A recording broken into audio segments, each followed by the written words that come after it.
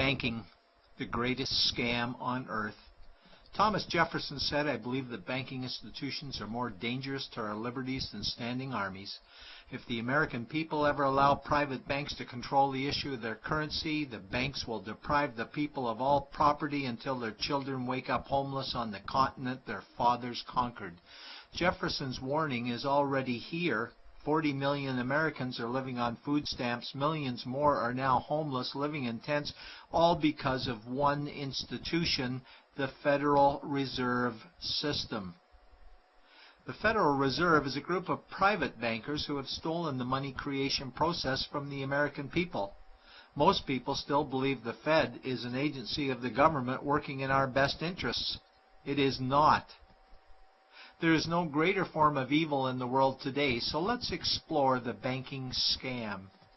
None of us have ever been taught anything about money.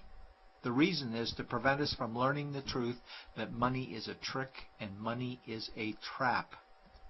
When solving any crime, there's a universal truth: follow the money, but with the banking scam, follow it backwards. Where does money come from? The world's money supply is always growing. Where does all the new money keep coming from? Money comes from privately controlled global banks like the Federal Reserve System. They create money every day, which increases the world's money supply.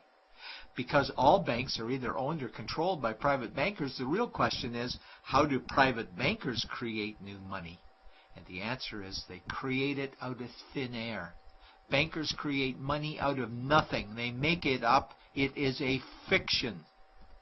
Wow. Godlike power to create something of value out of nothing. A stroke of a keyboard and money is created. In fact, only 3% of the world's money is even in the form of bills and coins, which means 97% of all money in the world is just numbers typed on a computer screen. This is part one of the banking scam. Money is created out of nothing. The second part of the scam is this phony money is issued as debt.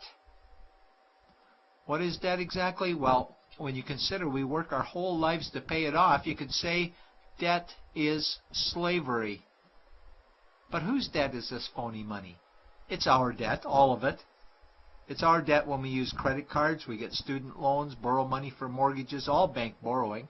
And it's our debt again when the government borrows, which is each and every day. In today's world, money is debt and debt is money, and don't forget the interest charges. Money equals debt and debt equals slavery. Therefore, money equals slavery. Our monetary system is a carefully concealed system of slavery. Why? Because our government can create the same money for free with no interest charges, just like they used to, as the Founding Fathers designed it inside the United States Constitution for our protection against private bankers. The third part of the banking scam is very evil. When bankers create money from nothing and issue it as debt, they only create the principal portion of the debt. They do not create the money for the future interest payments. There is not enough money in existence for all of us to make our interest payments. In fact, our money creation system is even mathematically impossible. Money issued by the banks, principal debt, does not equal the money demanded back to the banks, principal plus interest. We are forced to play a game of musical chairs to see who can make their debt repayments. This guarantees a world of bankruptcy, competition, and scarcity of money. For example, we go to the bank to borrow money for a house, let's say $100,000. The moment we sign the loan document, the bank creates the money out of thin air.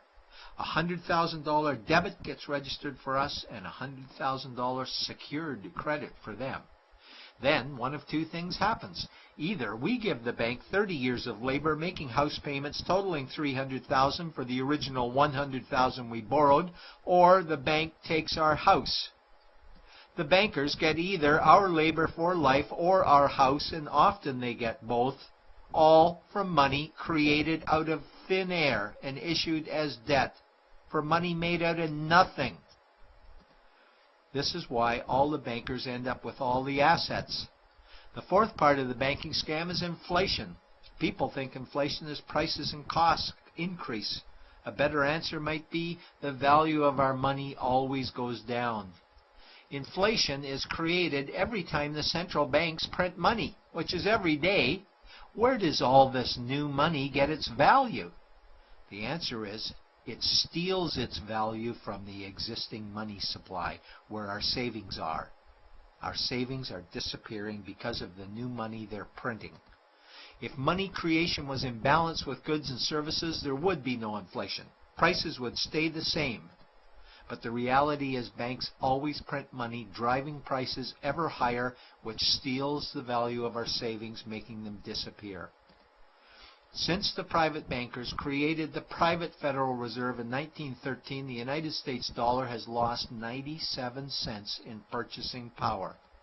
An item in 1913 that cost $100 in 2011 cost $2,230, a price increase of 2,130%. This is the banking scam. 4 parts. Private bankers create money out of nothing and charge interest on it. There is no money created for the future interest payments, and inflation steals our savings every day. In order for the banking scam to be pulled over our eyes, the bankers need help from the likes of paid-for politicians and appointed civil servants, military-industrial complex, mainstream media, multinational corporations, and the bankers' good buddies. For example, what do our banker-controlled television networks say about criminal bankers? "Oh, bankers are our saviors. Chairman is man of the year. He saved the world. Bankers really do deserve their bonuses. They're so smart." And what do our banker-owned G20 politicians say we need to do? That we must save our banking system, and now we need austerity measures, like increasing existing taxes and bringing in new taxes, cutting our social programs, including education and health care, stealing from our pension plans while increasing the retirement age, keeping us working for more years at lower wages while placing our children and grandchildren in debt and servitude for their future lives. We are being lied to that we must go deeper in debt for bailouts, stimulus packages, quantitative easing, saving the too big to fail banks, credit easing, currency interventions, all names that mean the same thing, more debt to us. Is it not strange that the solution to too much debt is always more debt to us? And where is all this money going?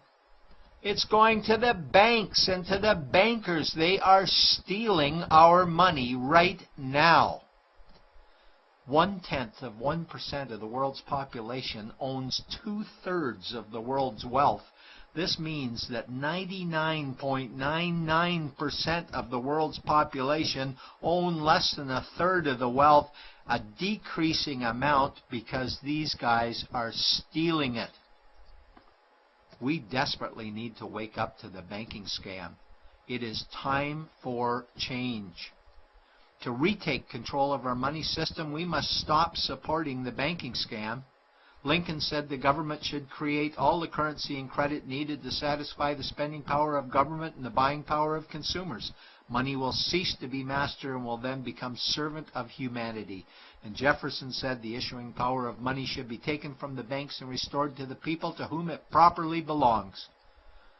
It's a pyramid scheme, and we, the people, are the bottom layers of the banking pyramid.